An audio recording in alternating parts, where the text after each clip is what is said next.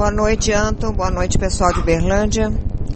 Anton diz: Pai Joaquim diz que a meditação, ficar horas na posição de lótus, mentalizando Om, não é o caminho. Mas a meditação não é um processo válido para aquietar a mente? Poderia desenvolver um pouco? O que sempre eu digo, meditação não é, como eu posso dizer, realização.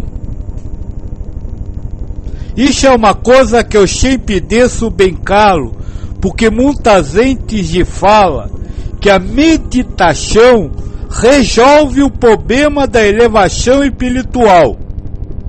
Isso é ilusão. Meditar não resolve nada. Pode ser um instrumento de auxílio, não realização. Muitos gurus são considerados gurus porque têm a capacidade de ficar muitas horas em meditação. Mas isso não quer dizer nada. Isso não resolve. Isso não transforma ninguém em sábio no sentido espiritual. Apenas trata-se de uma criação do ego, não realização. Aquele que realiza é aquele que silencia a sua mente.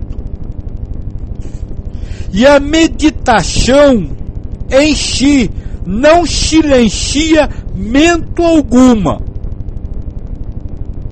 Ela pode ser um instrumento para auxiliá-la a silenciamento, não a realização do silêncio da mente. Além do mais, o que eu também pico sempre, meditar não é esvaziar a mente.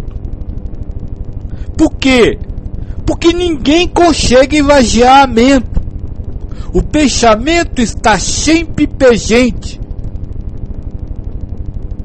A maioria diz que não consegue meditar porque não consegue parar de pensar. Mas ninguém consegue parar de pensar. Meditação, na verdade, moço, é o silêncio da mente. É quando você medita sobre o pensamento. Vou lhe dar uma ideia. Você em posição de lótus, sentado na privada ou andando no meio da rua, lhe vem um pensamento. Aquilo tinha que ser feito, esse pensamento.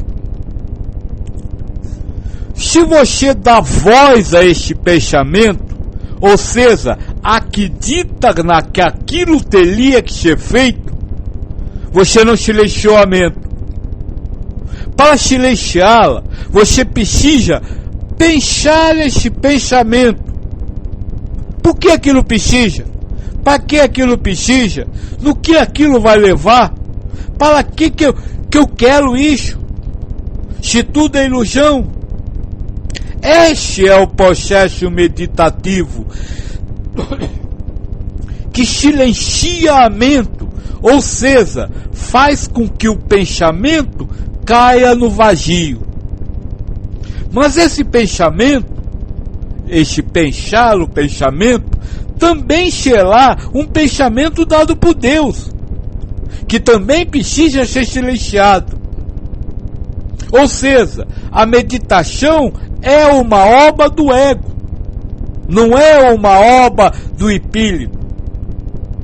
Então, por isso eu sempre digo que, na verdade, silenciar a mente, seja de que forma for, é apenas uma etapa da evolução espiritual e não realização. A realização acontecerá quando você mantiver o seu coração tranquilo, independente do que a mente lhe fala. Isso é silenciamento. Quando você desça o colachão, seguir o que a mente propõe, você dá voz à mente. Agora, quando você consegue estar com o seu colachão em paz, eu estou falando colachão, sentimento, não emoção, em paz, e a mente conturbada, a mente está silenciada, porque toda conturbação que há pela mente não ganha voz, não consegue falar, não consegue se expressar. Então, veja bem, vou repetir tudo o que eu te venho dizendo nos últimos dias. Na verdade, eu não sou contra nada. Eu só não sou a favor de nada. É muito diferente para o ego humano, o ego dualita. Quem não é a favor é contra. Não, eu não sou contra. Eu acho que tudo é real dentro do imaginário criado pelo ego. E tudo é válido, porque o ego que está criando é Deus. Agora, eu só canso de dizer o seguinte: não se prenda, não se amarre, não se coloque em toios, colocando alguma coisa como capaz de lhe fazer alcançar a elevação espiritual. Nada é capaz, a não ser o amor. E o amor não pode ser sentido pela razão, só pelo sentimento, só pelo coração. Moço, deixa eu aproveitar a sua pergunta, já que vocês estão aqui. Deixa eu colocar uma coisa complementando isso que eu falei.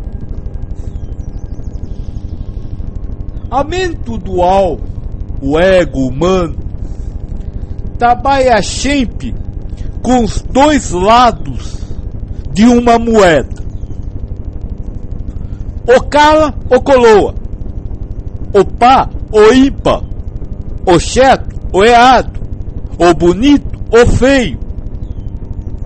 A mente dual não consegue trabalhar com a moeda em pé.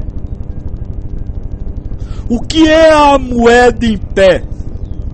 É quando os dois lados existem e se congacham, fala direito, filha, se congacham, fundindo-se um no outro, formando uma coisa só. Então, para mim, não há nem bonito nem feio. O bonito e o feio existem numa terceira coisa, que é o perfeito. Para mim, não existe o ter que fazer ou não ter que fazer. O ter e o não ter se fundem numa outra coisa. Se fizer, fez. Se não fizer, não fez. Esse é um problema muito sério que o ego humano não consegue captar no ensinamento dos mestres.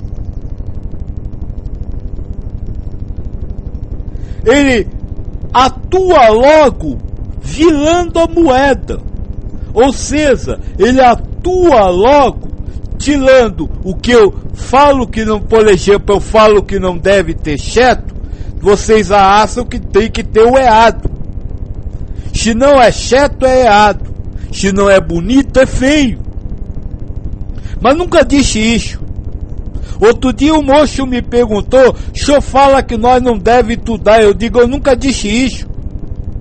Eu disse que você não pode se prender a ter que estudar.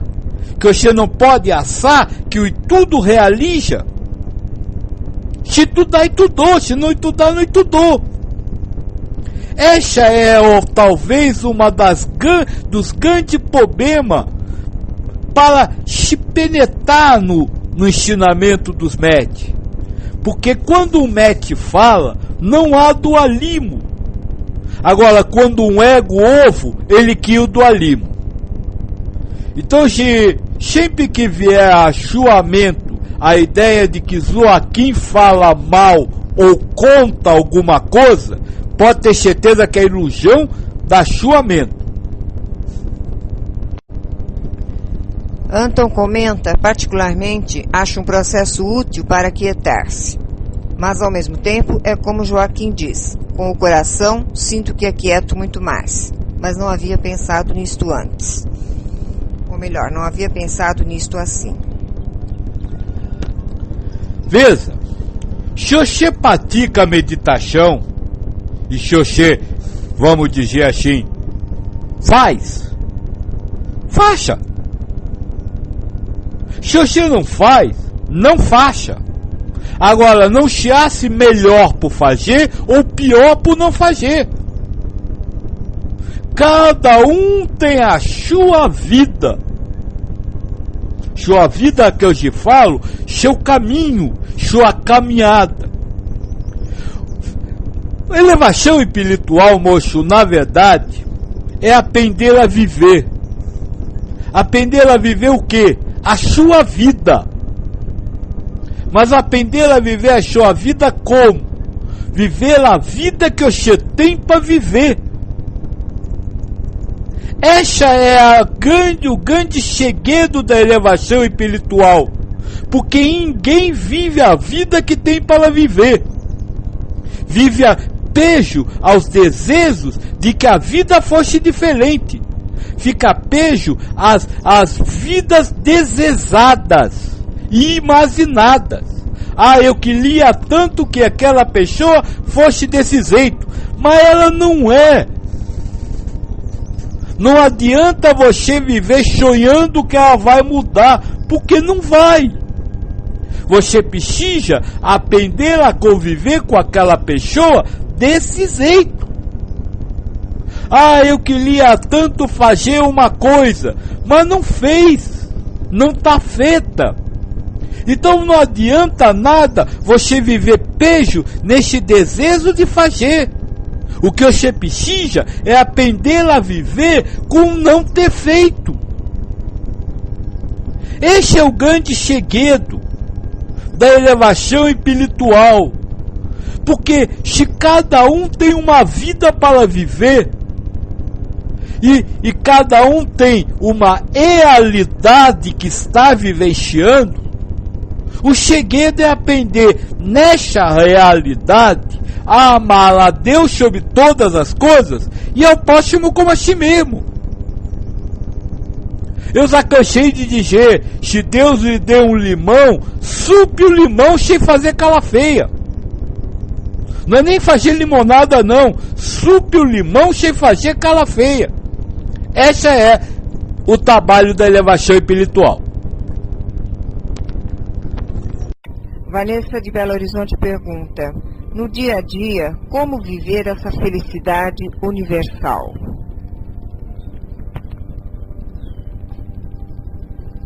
Mocinha, você conhece Joaquim dos Anzóis Calapuxa? É eu. Se me conhecesse melhor, você saberia minha resposta para essa pergunta. Como viver essa felicidade universal no dia a dia? Sendo feliz. É a única forma de você viver a felicidade, é você ser feliz. Agora, como se é feliz? Essa poderia ser a sua pergunta seguinte. Como é ser feliz? Eu vou dizer uma coisa para você com toda sinceridade, com toda caleja. O ego humano não sabe ser feliz. Ele sabe ter prazer. Oh, que bom, eu ganhei na loteria. Oh, que bom, eu passei na escola. Isso é prazer, isso não é felicidade. Isso o ego sabe produzir. Mas felicidade, o ego não sabe produzir. Então, como ser feliz se o ego não sabe produzir felicidade? Vamos voltar ao que eu acabei de falar para o moço. Silenciar lamento. A elevação espiritual se caracteriza pelo silenciamento. Então, se o ego não consegue criar felicidade, você precisa identificar as duas coisas que o ego é capaz de produzir e silenciá-la. Essas coisas são o sofrimento e o prazer. Como ser feliz no dia a dia? Silenciando a dor proposta pelo ego, silenciando o prazer proposto pelo ego. Se o ego lhe propõe dor, lhe propõe sofrimento, no coração não aceite essa dor. Mesmo que a razão esteja sofrendo, mantenha seu coração em paz. Se o ego lhe propõe a exultação do prazer, não deixe o seu coração exultar-se. Isso é o que eu venho chamando, e a Pena Branca que fala muito o que eu falo disso, de equanimidade. A equanimidade não acontece por uma criação. Você passa a ser equânime. Sabe por quê? Porque a equanimidade já é o estado natural do espírito. Na sua consciência primária, o espírito é equânime. E ele pede essa equanimidade quando dá voz às sensações que o ego cria. Quando ele acredita no que o ego cria, na dor e no prazer. Então não se adquire equanimidade. Silencia-se a dor e o prazer para que a equanimidade surja. A mesma coisa a raiva e o amor material, o amor benevolento. Não se cria o amor universal, a felicidade universal, silencia-se a raiva e o amor benevolento. Esse é o trabalho o tempo inteiro, silenciar lamento. E tudo que nós estudou até hoje sempre foi para entender como a mente guia, para poder entender a necessidade de se silenciá-la. Então, como viver essa felicidade no dia a dia? Vivendo como Buda ensina, atento aos seus pensamentos, atenção plena ao seu mundo interno, para alcançar a consciência correta. E qual é a consciência correta? É aquela onde o coração está em paz. É assim que se faz.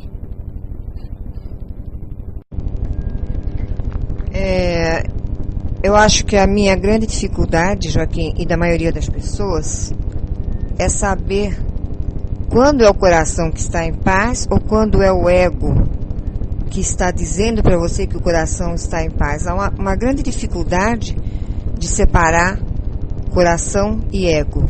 Porque, no meu caso, quando eu tento silenciar o ego, eu sei que é o ego falando para o ego. Então isso vira um espelho sobre outro espelho de infinitas imagens de ego para ego.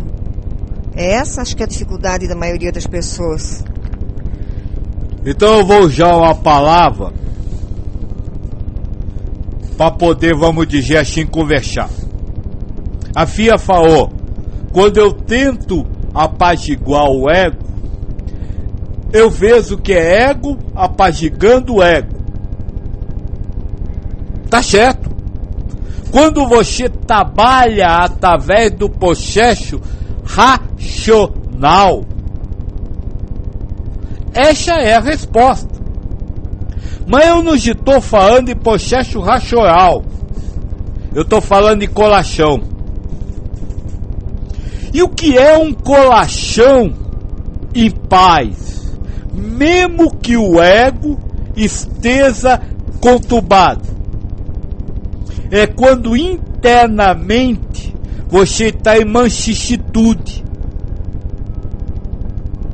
Quando por dentro você não está ansiedade, nervoso, mas manso, plácido, por dentro.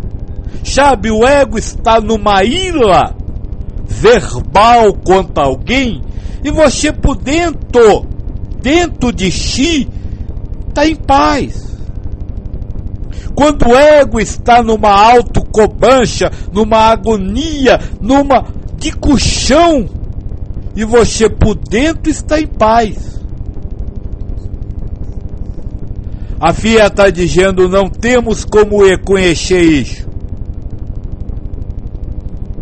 Eu diria que até temos, FIA. Até temos como reconhecer. Quando Deus nos der o reconhecimento.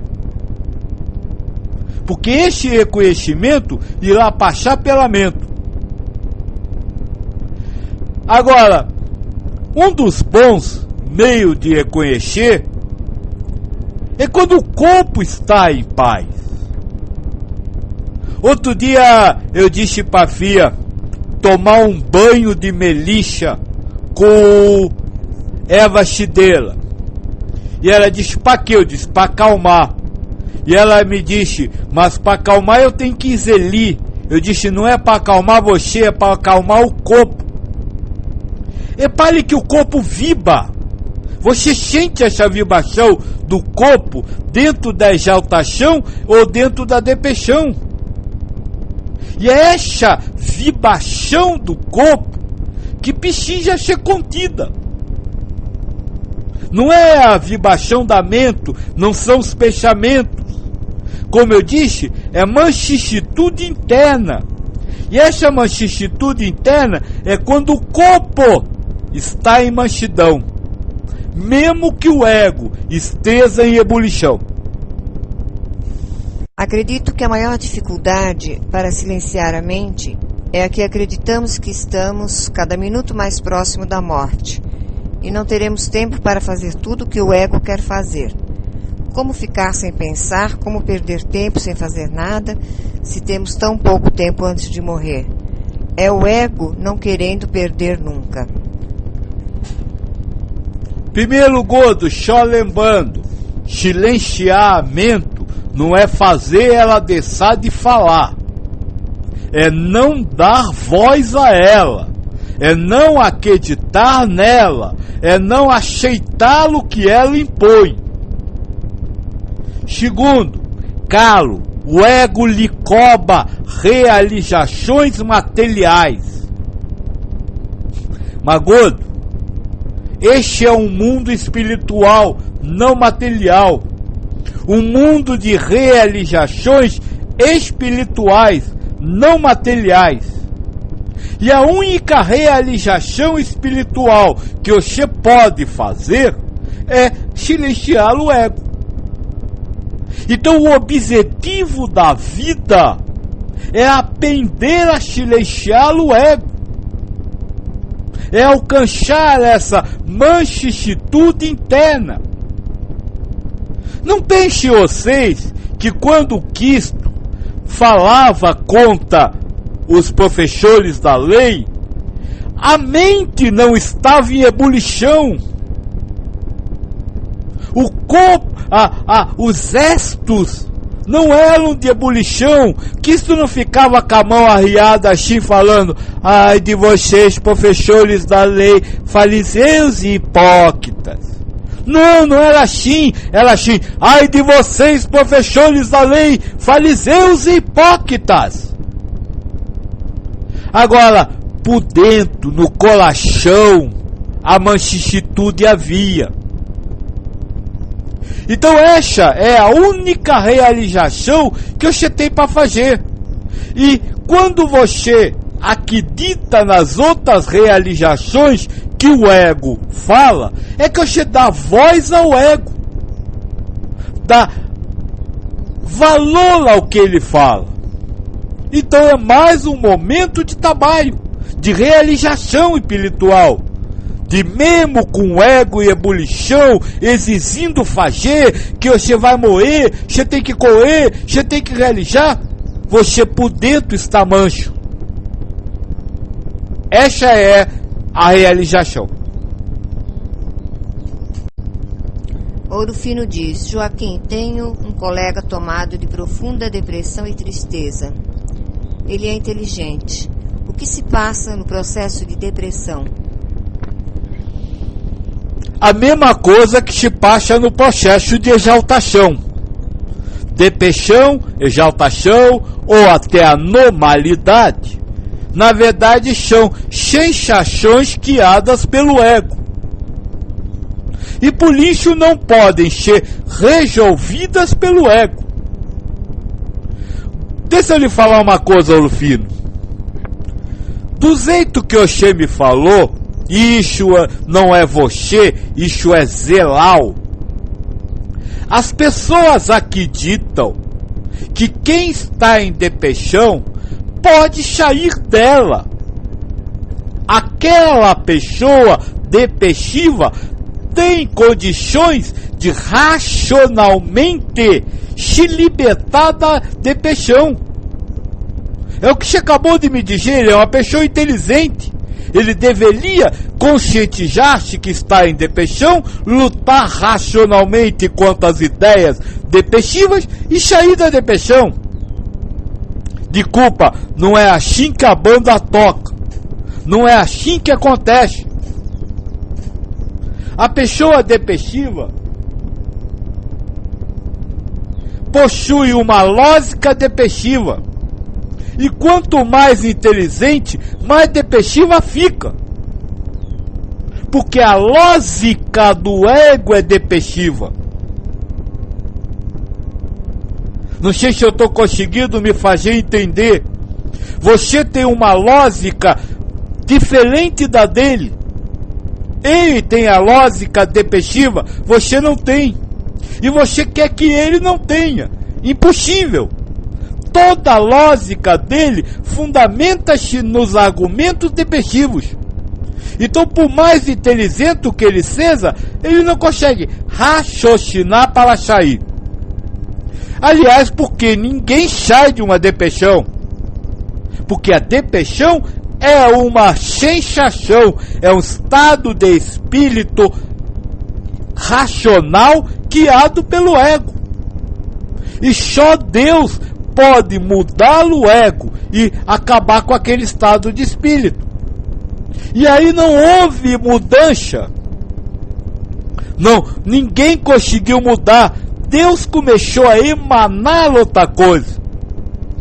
Tem uma parte do livro do Espírito, do estudo do livro do Espírito, que eu te falo muito, que como é que se processa a causa primária? Através do faça-se de Deus. Deus diz, faça-se e a coisa se faz. Não é feita, se faz. Então veja, como se sai de uma depressão quando Deus der um faça-se diferente. E aí a depressão acaba. Ninguém liberta-se de depressão. A depressão acaba. Tudo que você leva ao consciente é ego. E tudo que é ego é Deus. Deus guiando. Então essa é a resposta. O que ele tem que fazer? Ele tem que manter-se equânime, tranquilo no coração, mesmo estando em depressão. E daí? Dane-se. Não racional, por dentro. Agora, e para você? Para você é a mesma coisa. Ele tá certo, ele tá. Se eu praticar atos de ajuda, se eu fizer, fiz. Se eu não fizer, eu não fiz. Aquilo é uma prova para ele e para eu. Isso você pensando. Orofino diz: pelo jeito, esta libertação com o estado divino vem após um expurgo de dor. Anton complementa: pelo amor ou pela dor? Olha, vamos, já que nós aqui tá sempre agora conversando, brincando, o moço do Rio Carlo colocou uma coisa interessante, e você também, Orofino. Pelo amor ou pela dor? Quem tá lá, fia? Tem alguém novo? Não, novo que eu digo que entrou depois. Então eu quero que você me diga uma coisa, todos que estão aí, se puderem. O que quer dizer isso que o moço do Rio Carlo colocou? Pelo amor ou pela dor? O que é viver uma prova? Pelo amor ou pela dor? Alguém pode falar isso para mim aí? O que é isso? Por favor, escreva o que vocês acham. O que é viver uma prova? Se não vai pelo amor, vai pela dor. E purgo pela dor. Sei lá, essas coisas que vocês escreveram. O que é ir pelo amor ou ir pela dor? Luiz diz o seguinte: pela dor, entregar-se pelo ego. Pelo amor, entregar-se pelo espírito, eu acho. Anton diz: amando a Deus e aceitando ou sendo egoísta, pelo individualismo ou pelo universalismo, mas do coração, em cada prova. Orofino: processos de acordar para o divino, de se achar na graça. Passar por uma situação pelo amor ou pela dor nada mais são do que duas faces da mesma moeda. Vou tentar explicar isso para vocês. Uma moeda em pé, hoje eu estou usando muito esse exemplo, é um acontecimento da vida. E todo acontecimento da vida é uma prova para o espírito. Todo acontecimento da vida,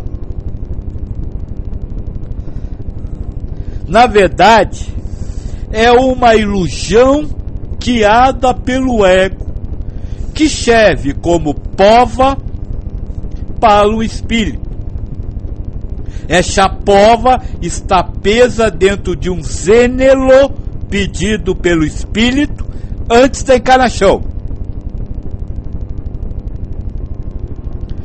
Tanto faz passar por essa prova pela dor, ou seja, passando por um acontecimento preso a um gênero de provas, tendo a sensação dolorida, como passar por um acontecimento preso a um gênero de provas, tendo a sensação de bem-estar. Não importa. Tanto um quanto o outro não são guiados por isso, por aquilo ou pelo outro, mas são guiados por Deus como instrumentos para zelar uma prova. Eu já disse isso aqui. Se um espírito pede, por exemplo, para lutar contra o egoísmo, ele pode vir rico ou pobre, pelo amor ou pela dor. Não tem diferença ele vir rico ou pobre, porque isso é apenas encenação. Agora há pouco, quando eu estava falando de depressão, a filha disse: então por que, para quem é o médico? Eu digo: não, porque faz parte da encenação. Ir ou não ir ao médico, não vai ser médico que vai curar. O ir ao médico ou não ir faz parte da encenação.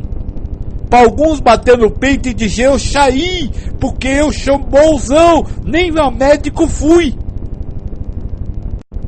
Vocês precisam entender que essa afirmação, pelo amor ou pela dor, só diz respeito à encenação e não à pova em si, e não ao gênero de pova.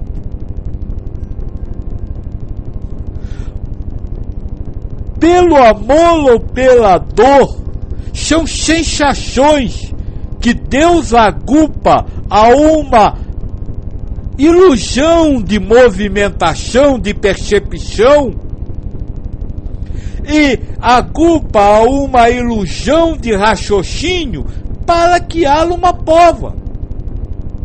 Quem passa pela dor não quer dizer que é pior do que quem passa pelo amor. Pelo contrário, nós já conversou aqui, ser rico é uma prova mais difícil do que ser pobre. Então essa é outra coisa que vocês precisam tirar os antóios. Não quer dizer que o moço que está passando por uma depressão esteja passando por uma prova zelada pela dor. Não! Você não sabe como ele está no interno. Você não sabe como por dentro ele está. Ali no interno, ele pode estar em paz. E aí não há dor nenhuma. Há a ilusão, há um ego zelando ilusoriamente uma dor. Por isso eu pedi para vocês colocar, e quem mais se aproximou aí foi o Olufino, que disse, é simplesmente um mecanismo da prova. Mas não é um mecanismo da prova decorrente de um determinado karma, decorrente de um determinado caminho. É um mecanismo que Deus escolheu para aquele espírito. E como ele colhe para este ou para aquele? Pela justiça. Agora, sempre vigiando, manter o equilíbrio universal. Então alguns passam pela mesma prova com sensação ilusória de dor. Outros passam pela mesma prova com sensação ilusória de amor. A prova é a mesma e o universo está equilibrado. Luiz diz, velho, por este raciocínio, qualquer dualidade é a mesma coisa. Portanto, a qualquer hora, a coisa mais válida é o Mahatma... O quê? Mahamantra. Isso aí que você escreveu, pois é. Orufino diz, o moço depressivo tem um filho autista. Prova familiar. Parece que o pai sofre na sua depressão, Joaquim, mas o filho não. O filho parece que não sofre. Olufino, ter um filho autista é uma prova. Concordo com você. Prova familiar. Agora, ter um filho normal também é uma prova. É o que o Gordo falou agora. Isso vale para qualquer dualidade. Olufino escreveu aí em cima para mim uma coisa interessante. Expurgo pela dor. Desculpa, Olufino. Essa palavra... Fia, passa um pouquinho. Essa palavra, expurgo, é uma palavra espírita que nos remete a uma coisa interessante. Culpa. Só expurga quem foi culpado de alguma coisa. Então você anteriormente foi culpado e agora precisa expurgar a sua culpa. De culpa. Não existe isso no universo. Não existem culpas, nem culpados no universo. Não há expurgo pela dor. A prova com sensação de dor é coisa completamente diferente. Eu disse o seguinte: não há pova, não há expurgo pela dor, mas a pova com sensação de dor, que são duas coisas completamente diferentes. No universo ninguém expurga, porque ninguém adquire culpa, porque não há culpa nem culpados. Então veja, como o Gordo falou, a pique-chi, o que eu acabei de dizer com relação aí pelo amor ou pela dor, a todo dualismo. Ser feio, por exemplo, ser considerado feio, é a mesma prova de ser considerado bonito. Ser rico é o mesmo gênero de prova de ser considerado pobre. Ser gordo é o mesmo gênero de prova de ser considerado magro. O importante não é a aparência, porque a aparência é só a aparência, é Maia. É o poder inecutável de Maia. Na verdade, o que interessa, e isso eu falei semana que passou, é a essência que está embutida em cada ato. Um ato, uma ação, elas podem ter as mais variadas formas. As mais variadas formas. Mas de essas formas todas estão ligadas a uma única essência. Filhos, deixa eu falar uma coisa com vocês. O que é dual? O que é dualismo? Vocês poderiam falar para eu que dual são pares de opostos.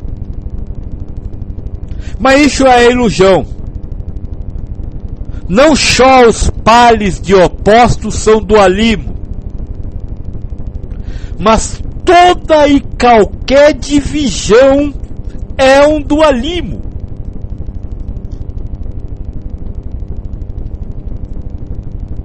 Magro e gordo são dual, mas um pouquinho mais magro, quase magro, é um pouquinho mais gordo, tá no ponto. Tudo isso faz parte do dualismo. O dual não se representa apenas por duas pontas, mas por uma escala de valores. Então a palavra não deveria ser dual, deveria ser múltiplo. E tudo que é multiplicidade é ilusão. Por quê? Porque o universo é unidade, é uno. No universo só existe uma única coisa. E como só existe uma única coisa, não pode haver gordo, magro ou menos magro ou mais magro. Agora, para não haver isso, no universo não pode haver peso. Porque se houver peso, tem que haver dualismo. Porque o peso zela uma escala. No universo não pode haver dor nem alegria. Porque se houver, você zelou uma escala. Tudo que possa zelar uma escala é múltiplo e por isso é dual. Ou melhor, é não uno. Melhor do que usar a palavra dual, melhor do que usar a palavra múltiplo, é usar a palavra não uno. Porque a própria ideia de multiplicidade já é uma multiplicidade. Ou melhor, a própria ideia de unidade já é uma multiplicidade. Porque você vai assar o uno e o não uno. Zerou o múltiplo. Escalas de unidade, escalas de não unidade. Então simplesmente entenda isso.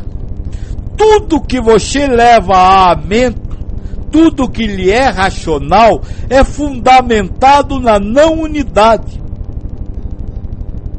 E canto que o universo é uno.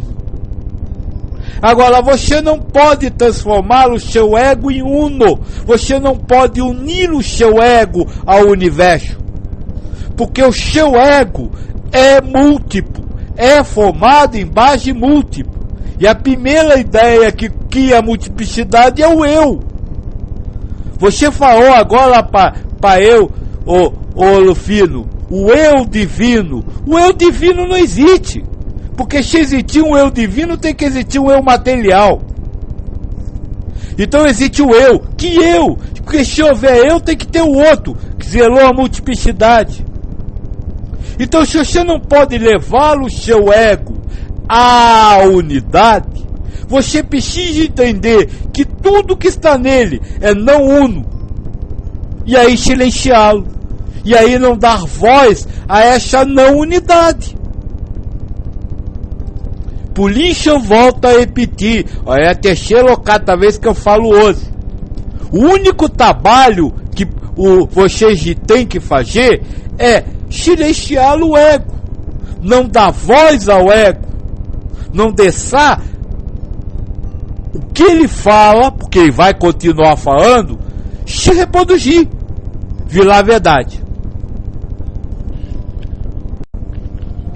Thelma está perguntando qual será o tema para sexta-feira em Curitiba. Salve, né, Solona do Potão? Eu fiz a me fazer essa pergunta para ficar gravado, para que eu possa dizer uma coisa. Não sei se vocês conhecem, mas no dia 5 de agosto de 1999 foi lido por Camargo o primeiro manifesto do espiritualismo ecumênico universal.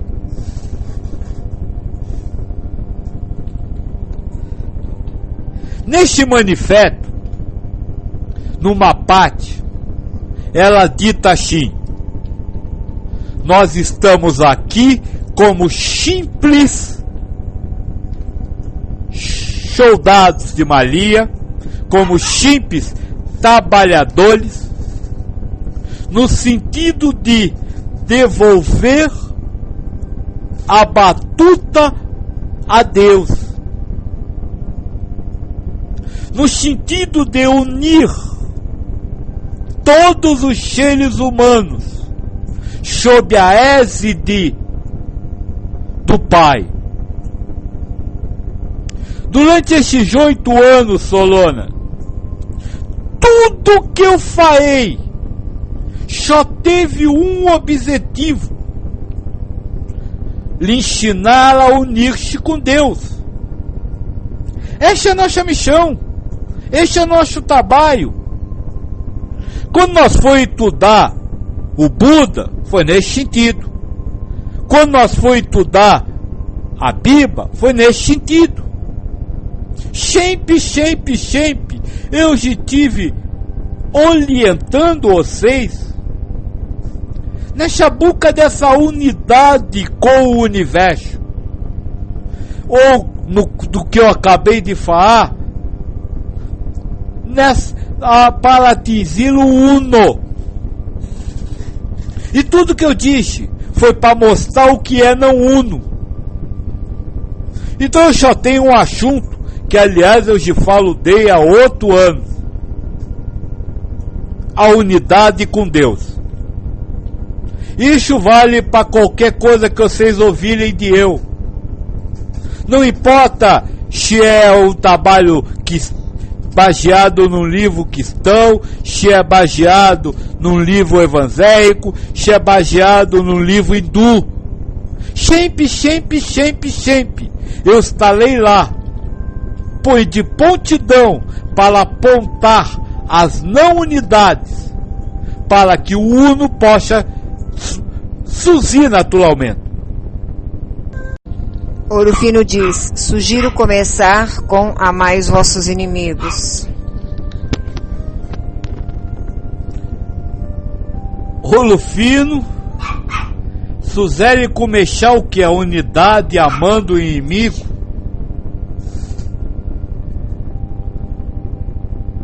Vocês se propõem então começar pela destruição da inimizade.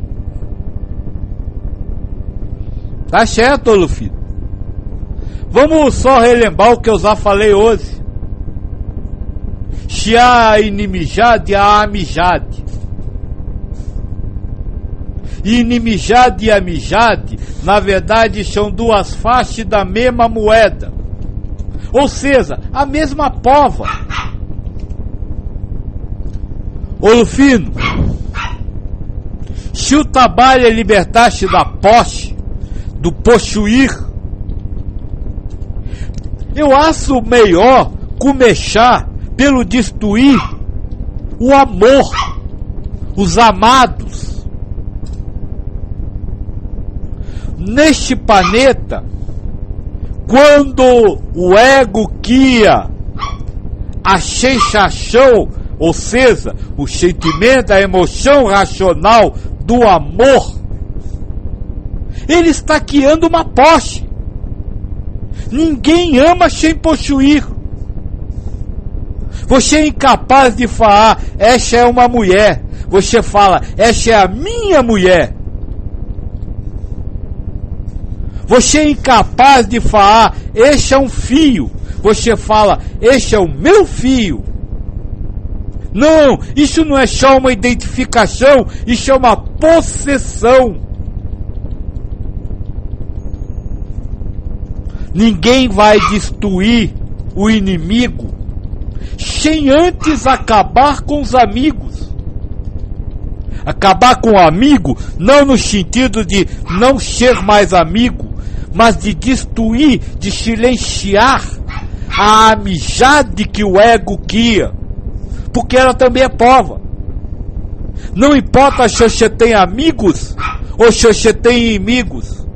Os amigos e os inimigos são faces da mesma prova, da prova da possessão. Olha, essa ideia do amor que vocês têm é ilusória, é falsa, é ego. Eu amo a todos, mentira. É impossível isso. Você não pode amar a todos, porque esse amor a todos é ilusão, é ego. Então é preciso aprender a viver a inimizade e a amizade em equanimidade. Agora não adianta só atacar o inimigo. Sua palavra, Ouro Fino, dentro da ideia terrestre, é perfeita. Vamos começar a unidade por Deus pelo amor ao inimigo. Mas eu diria que a unidade com Deus começa não pelo amor ao inimigo, mas pelo despossuir o amigo e o inimigo, que na verdade são apenas faces da mesma moeda. Hoje é a quinta vez que eu uso esse exemplo de face da mesma moeda, né? É porque não tem melhor exemplo para dualismo que esse.